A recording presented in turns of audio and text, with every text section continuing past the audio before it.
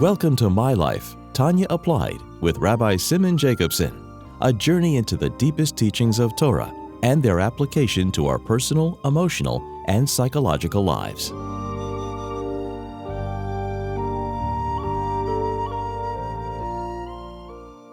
A good tavach, a good week. We continue the journey in the life-changing Sefer HaTanya. This program is made possible by Rena Lights LLC and is in schus of the newborn child Eliyahu Chaim Altois, born on the 28th of Adar this year, dedicated by his parents Pinchas Todros ben Miriam and Sarah Bas Rochel Altois. We have finished chapter 11 in Tanya, and we're now about to begin chapter 12, Perek Yud Beis. Context. As we've discovered, the Tanya is structured around understanding the very personality of people. In order for us to live up to our potential and our purpose in life, we need to understand what makes us tick. So we discovered and learned that there are two souls within each one of us. The Nefesh Habamis, the animal soul, and the divine soul. Right at the end of chapter 1, the Alter Rebbe began with the animal soul and then moved to the divine soul, the Nefesh Elokis, which was discussed in chapters 2, 3, 4, and 5. First, what is the personality of the divine soul? Its very nature. Essentially driven by the divine, by transcendence, by living up to its purpose that God wants it to be. Being a child, like a child of our fathers, as we discussed at length. Then the faculties of the divine soul, how it functions, and its garments, how it expresses itself. Then Zelu Umazeh, its alter ego, is the animal soul. And that's chapters 6, 7, and 8. The animal soul too, the personality of the animal soul, it's self-driven, self-interest. Its own survival, its own existence. The faculties of the animal soul, so its functions, and then the garments of the animal soul, its expressions. The garments are the three garments of Machshava, Dibra, Maisa, thought, speech, and action. The faculties are Chabad, Chagas, Nehim, the cognitive and emotional faculties. Then chapter 9, once we've laid the ground and understand these two forces within us, so chapter 9 is describing the battle. They now are both placed within each one of us. Like he explains, in the right side of the heart is the divine soul, and in the mind, that's where its domain, that's where it dwells. And the animal soul dwells in the left side of the heart. And they're at battle with each other, like Yaakov and Esav. It's two nations, two forces, two archetypes. One driven self-interest and one driven divine interest. One is ego-centric, one is divine-centric. One is mission-centric, the divine, and one is existence-centric. And there's a battle, like two kings, as he says, the example of two kings fighting over the city. So you see how structured and organized, we have a picture, a visualization of exactly what's going on inside us, with actual real examples of a battle. And every second of our lives, that battle is taking place. Okay, but now we have to determine, where do you stand in this battle? Who's winning? And to what extent? So the tzaddik in chapter 10 comes now the Alter Rebbe gives us the barometer of understanding the self-mastery, the control, the ability, the discipline that the person exercises. So a tzaddik is the so-called highest level, because a tzaddik, we'll talk about a tzaddik in general, and then the two general levels of a tzaddik. A tzaddik, like he said, in the beginning of chapter 10, he said, when a person's divine soul is strengthened to the point, as it wages war with the animal soul, that it conquers, to the point that it conquers and eliminates the animal soul, that's called a tzaddik. In a tzaddik itself, two levels, tzaddik gomer, tzaddik sheina gomer. Does he completely transform, does he completely conquer, meaning completely, not just control, but completely transform the negative? Are there any, still a voice of dissent in the city, in the small city called the body and the faculties of the person? Or it's not complete. So it's a tzaddik she'eino gomer, or another name, tzaddik v'tevle, tzaddik v'rale. Then in chapter 11, he now goes, what's the other side of the spectrum? The Rasha. A Rasha, just to use the words at the beginning of chapter 11, and it's all very, very consistent. If you look at it, you see how it says, and it says, Zel u'ma zeh Rasha v'tevle l'uma tzaddik v'rale. So now the antithesis, the alter ego of the tzaddik is the Rasha, and the Rasha v'tevle is l'umas, corresponds to the tzaddik v'rale, that here, there is good in him. However, it is kaf v'botl, it's subjugated, and in some ways, not nullified, but the word he uses is kaf v'botl,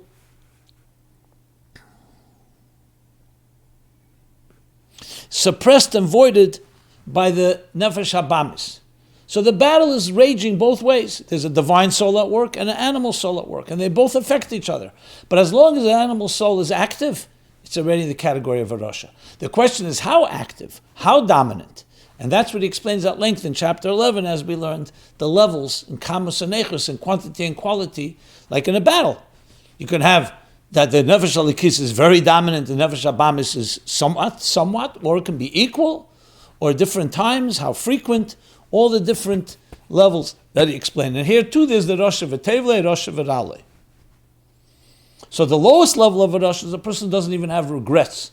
So the divine soul is not even manifesting with a conscience.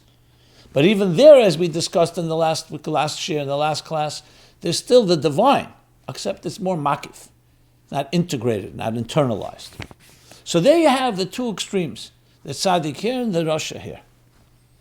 In the context of faculties and garments, so by the tzaddik, both his faculties, the divine faculties dominate, and completely control, I should say, not just dominate, control to the point of transforming the animal soul and its faculties, and of course the garments are holy garments. Thought, speech, and action, completely dedicated to Torah and mitzvahs, to God's plan and what God wants of us. The Rasha, on the other hand, is not the case that way. Both the faculties of the animal soul are active, and of course it's affecting the garments, the extent of which determined by the, like he says, tens of thousands of levels of how exactly the proportion of these two forces. And we see it every day in our lives. Even a person who gives into their selfish or their temptations and their animal instincts, there are times where they're very dedicated to what God wants. And even when they're dedicated, there are times with the animal soul. So it's a question of measure. So now we have a way at least to measure and understand the level of these two extremes. I say extremes because we're now going to come to what is the optimum that we expect of a person. Now you could say, 1 second, isn't the tzaddik what we expect? Everyone should be a tzaddik. Mashbir neiseti tzaddik v'alti rasha, which we're going to learn about later, what that means. But what do we really expect? Can we expect from someone to completely destroy and eliminate the animal soul as if it doesn't exist, and even furthermore to transform it? We're going to learn that's not what's expected. Because you have to have special powers to do that. But what is expected is total self-mastery, self-control. So now we're going to learn, we're coming now to the very central theme of Tanya. Remember, one of the names of Tanya is Sefer Shel Beinonim. Beinonim. So now introduces the Benoni, which we already learned about in chapter 1, briefly. But now he's going to elaborate in this context. So where's the Benoni fit in here? Either or. If he conquered the animal soul and transformed it to tzaddik. If he didn't, it's a Rasha. Where's there room for a Benoni? And here we're going to see the brilliance of how the Alter Rebbe dissects and analyzes the very anatomy of what makes us human beings. So it's not just that there's a battle. That alone is already illuminating to understand that that's our lives, the battles of the materialistic drives and the spiritual drives, the transcendent ones and the divine ones and the animalistic ones. But now it's going to go even deeper. And here we're going to see how the koiches and the levushim come into play. The faculties and the garments. Remember, the faculties are the very attributes, the very personality characteristics that are part of a person. That's how we're wired. Garments is the expression. In other words, you can have a faculty that tells you to be kind. That doesn't mean your thought, speech, and action is going to necessarily act on it. And the truth is, for a person to be completely committed, it's not just to say I have good faculties. You have to also actualize those faculties in your active conscious thought and conscious speech and conscious action. And vice versa. You can have faculties that are negatively inclined of the animal soul, but you can control your thought, speech, and action. And we're going to see that's where the Benoni lies. The faculties cannot be changed, can be subdued, can be disciplined, can be tamed, can be suppressed. But the garments, that's where we have total control. Our thought, speech, and action. And that's what we're going to learn about is the Benoni. So the Benoni, we're going to learn. The Benoni's faculties is like a Russian, meaning it has animal soul that's active. But it doesn't allow the faculties, that voice of the animal soul to affect the speech, thought, speech, and action. And that's where we have control over. And what's the power of this is we're going to learn that there's behavioral, but there's also faculties. The behavioral, you can control thought, speech, and action, but that doesn't turn you into a tzaddik. So we're going to learn both things. What is possible that we can do is something that's realistic, and also recognize that to be completely divine, like a tzaddik, is something that requires special power, special strength, and that's not meant in any way to demoralize or to weaken our commitments. It's meant just to put things into context. But as I said, the brilliance of this, of an understanding the whole picture, and not just saying, is the ultimate what a great teacher does. What does a great coach do? What does a great teacher do? A great mentor do? They show you what you're capable of, while also being realistic, not just creating expectations that are not possible. They show you what you're capable of. And that's what we are now going to learn about. What are we capable of? The tzaddik and the rasha we've established are two states. The tzaddik, of course, reached a very high level. The rasha is having the battle that we all can identify with. But what can happen with us? Now that we know that we have an animal soul and divine soul, what are we capable of? And that's what chapter 12 now begins to introduce, the Benoni. And exactly with that begins how the chapter begins. Perikut Beis. So let's learn inside. So remember, in chapter 1 in Tanya, he already brought from the Gemara that there's a tzaddik and a rasha and a Benoni. That was already back in chapter 1, where he spoke about that the Rishoyim Yitzhahara Sheftam, but it's in the tzaddik is tzaddik with tzaddik rasha that we have. The tzaddik is there, the Yitzhatev Sheftan, the good inclination rules, the Shayim, the Yitzhahara, the animal soul rules, and Beinanim Zevazeh Sheftan. But he made it clear there that doesn't mean half-half. And now he's going to explain what that really means. Because there he made it clear in chapter 1 that a Benoni doesn't have to, if someone sins, he's already a rasha, not a Benoni. And that's why Rabba was able to think, could go in on no Benoni. And that's why Abaye said to him, how could you say that? You're denying everybody else life because you're a Benoni. The way he was a perfect person, seemingly. But the reason is because he can be a Benoni, because we're going to learn now, a Benoni is someone that's thought, speech, and action is completely aligned. It's completely the proper. So now let's learn this inside. So now we say, Benoni, who? So this comes after chapter 10, Tzaddik. Chapter 11, Rasha. Now comes Benoni, who? And the Benoni. And Benoni literally means like the middle one. But we're going to learn middle here means that he's partially like a rasha in his faculties and partially like a tzaddik in his thought, speech, and action. I don't really say partially like a rasha. I mean to say a similarity in that aspect. Benoni, says the Alter Rebbe. And who is the Benoni? What level is the Benoni? So he says, is someone shall le'elom ein hara Gever kol kach lichbish es ha'irktano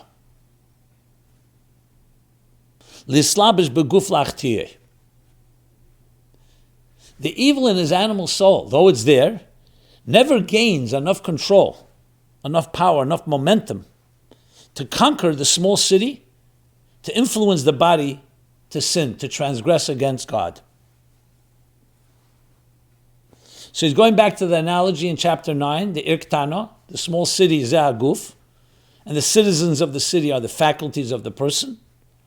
So he says, so even though there is a Nefesh Abamis at work, but it never has the power, never, to conquer. By the Rasha we learned at times it does conquer. Question is how much it conquers. One, either the thought, or only speech, or only action, or two out of the three, or all three. How frequently it affects the person. Here, no, le'elam einara, never. It never gains that power. Tahainu, what does this mean? Translating it into Aveda, into actual work, the service of our service. Tahainu, sheshleisha levushe nefesh abamis. The three garments of the animal soul that was explained earlier in chapters 5, 6. She'machshava dibur maisa. And they are the three garments of the animal soul, the thought, speech, and action, shemitzad klipa, that comes from the side of klipa, the sitra achra, the other side. Klipa is the shell that conceals the divine purpose within, which is essentially the very nature of this material world. So those three garments, ein gevrim boyal nefesh alikis. So in the moshel, in the example, it's the king, the animal soul doesn't have the power to dominate and conquer the small city. In the nimshal, in the moral, they don't have the power, the three garments,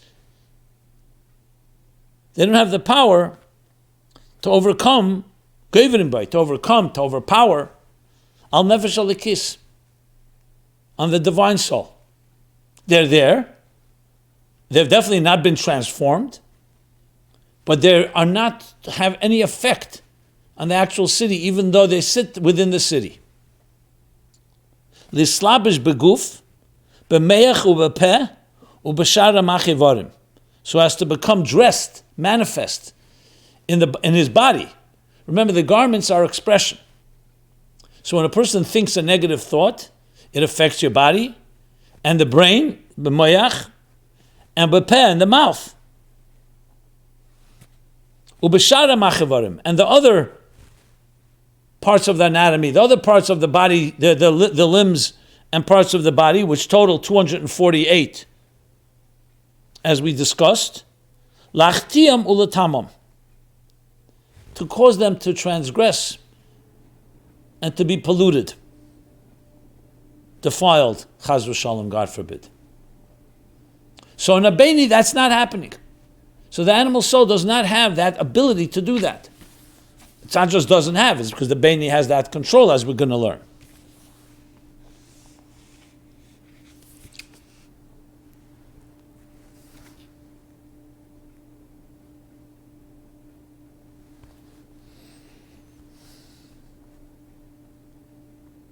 So it's interesting. He brings the thought, speech, and action. And thought, speech, and action are just garments. So these garments have to affect, or they don't affect, the guf, moyach, upeh, and shara machivorim. So moyach is, of course, the place where the thought affects is the mind. Peh is the speech. And shara ivorim is the maisa. So we see now how thought, speech, and action, what they're affecting in the person. The first expression that he says, Lislabish beguf, he's talking about the guf in general. Remember, irktanu zeh guf, that's the entire body. What does the body consist of? A moyach, a mind, a mouth, in this context, speech, and shari machivarim, the action. So it doesn't have the power to pollute, to affect, and cause them to transgress.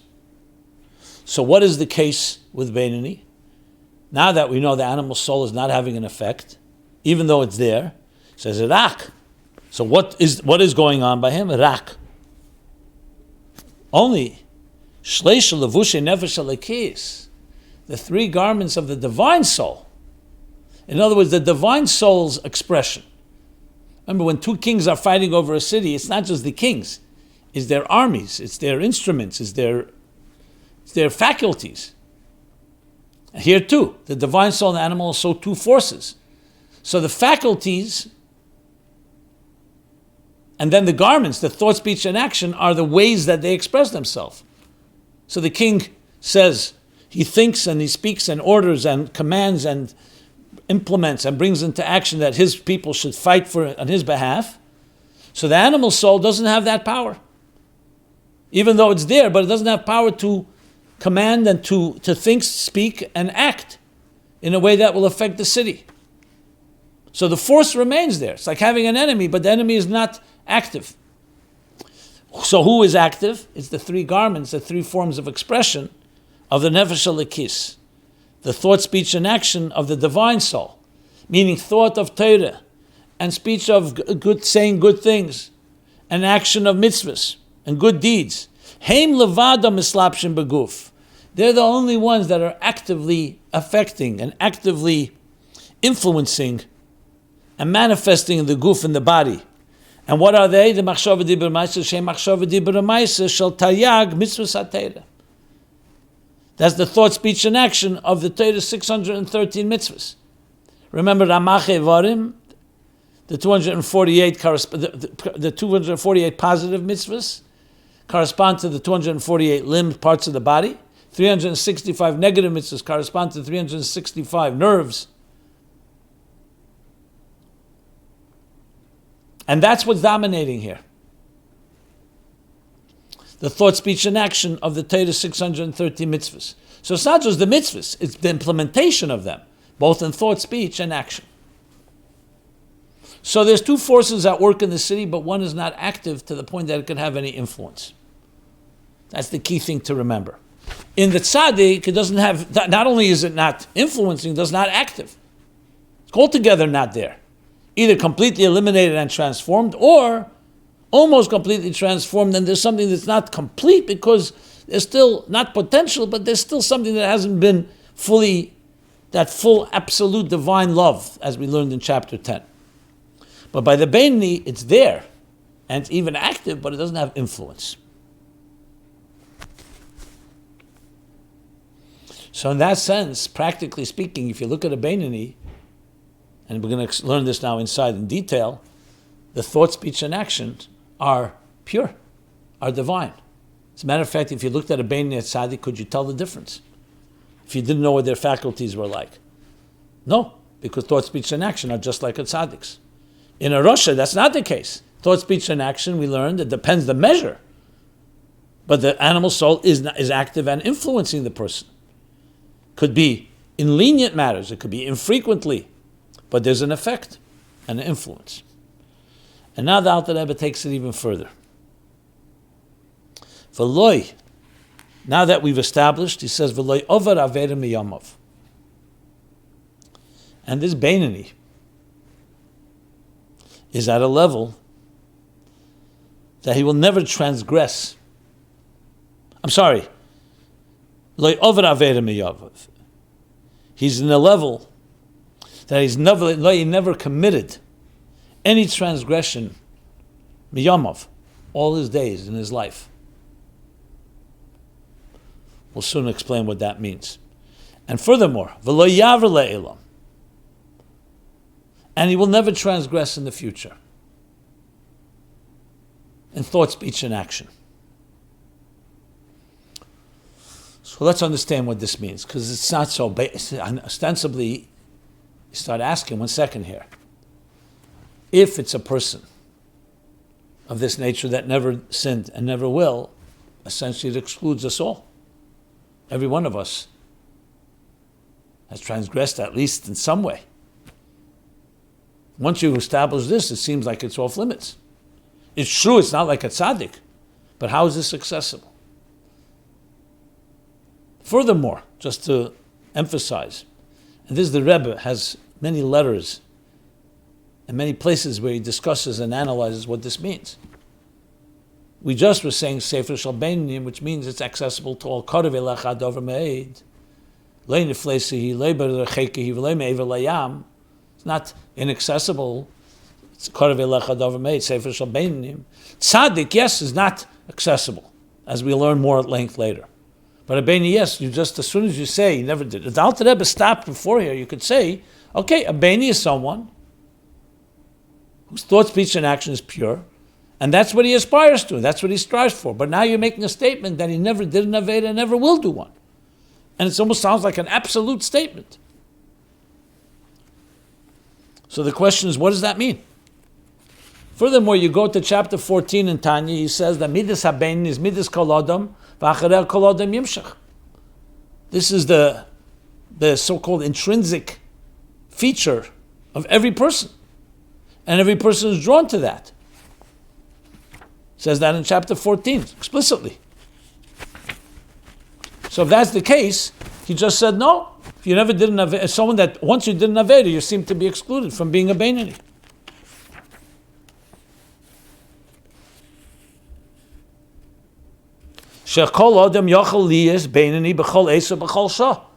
Every person could be a Benoni every moment and every hour. This is reading from the beginning of chapter 14. But he just said here, if someone, a Benoni is only someone that never did a sin and never will do one.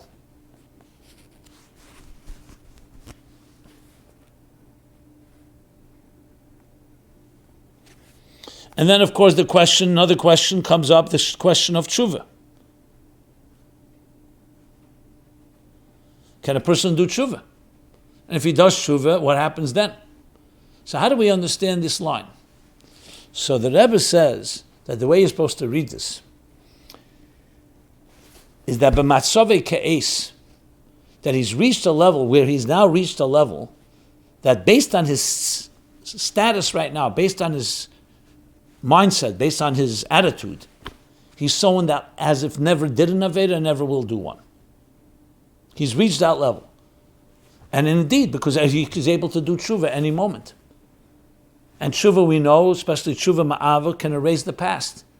So you can say, even though yesterday you did an Aveda or a few days ago, so we're not talking about someone who just did an Aveda. We already learned in chapter 11, if you did an Aveda and have charota, and even do tshuva, but there's still something that remains, and you can do the Aveda again, then it's not complete tshuva. But let's say you do a tshuva that you really totally regret. You've changed, you've become a different person. So going forward, you definitely could say, he's a new type of person. So lo yaver le'ela. Based on what you see right now, that's the type of person he's become. And we see this. We see this even in recovery and other places. People who were, just using a physical example of an addict or an alcoholic, they come to a point where they've come to a decision that they will never do this again. And indeed, they maintain it. Is there a possibility? Listen, every person can fall, but they've come to, it's not just that they, 1 day or 2 days. They're like a new person. What about the past? The past is tshuva. Tshuva has the power to change the past. So matzovi ke'es, that's the kavanah. That in his present situation, he's such a person as if never did one and never will do one. Which of course answers all the questions of above. That's why every person can be a Benoni any time. But that takes work. It's not an easy thing. It's not like, oh, I made all these mistakes and now I regret it. You don't suddenly become a Benoni, because the question is what happens a minute later. It requires a paradigm shift. And that's the definition of the Benoni. Now there's a lot more to be said about this, and that's the rest of the chapter. But we'll stop for now, due to time limitations, and we'll continue the next year. This program can be found at TanyaApplied.com, where you can also submit questions and see all the previous classes. Everyone have a very good tavach, and above all, a kosher of Freilich and Pesach, Freilich and Tomid. Pesach is, of course, a time when we mevaer, and we erase and also transform the Yetzer Hara. So it's very fitting to this discussion. Kosher of Freilich and Pesach. This has been My Life, Tanya Applied, with Rabbi Simon Jacobson. Please join us again next week. Visit ChasidusApplied.com for archived classes and more resources.